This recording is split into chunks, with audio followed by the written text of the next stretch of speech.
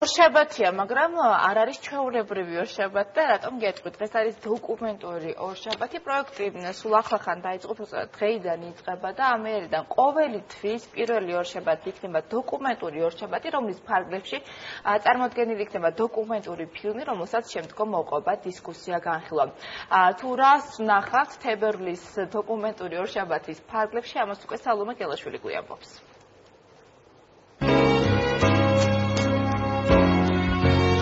ყოველი თვის პირველი ორშაბათი ამიერიდან შეგიძლიათ წინასწარ დაგეგმოთ, რადგან ამ დღეს საღამოს 8:30-დან საინტერესოდ გატარების საშუალება ნამდვილად მოგეცემათ.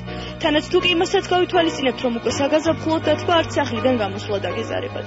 ფონდი ღია საზოგადოება საქართველოს მხარდაჭერით ახალი პროექტი განხორციელდა, რომლის საშუალებითაც შეგეძლებათ მსოფლიოში აღიარებული და სხვადასხვა ფესტივალზე გამოტანილი დოკუმენტური ფილმები იხილოთ.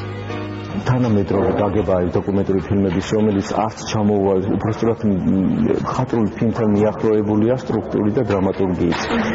და ამავდროულად ძალიან საინტერესო და პოპულარული ევროპაში გადავწყვიტეთ, რომ ეს დოკუმენტური ფილმები თქვა საერთაშორისო დონის ჩვენები მოგვეწყო და გავგეცნო ხალხისთვის და ამავდროულად ეს შეუწყობს თვითონ ქართველი დოკუმენტალისტებსაც, რომ გადაიღონ თავიანთი ფილმები და უფრო ესე იგი საზოგადოებას როგორმე მიაწოდენა ეს იყო იდეა.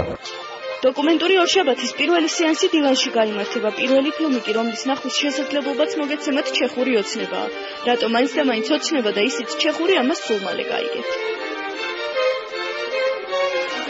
ჩეხური ოცნება თავის დროზე ძალიან დიდი რეზონანსი გამოიწვია ამ ფილმმა ევროპაში.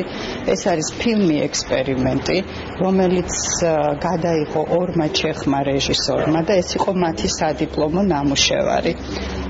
რა არის მარკეტინგის ვნება? მაშინ, როდესაც გეუბნებიან, არ მოხვიდე, არ დახარჯო ფული.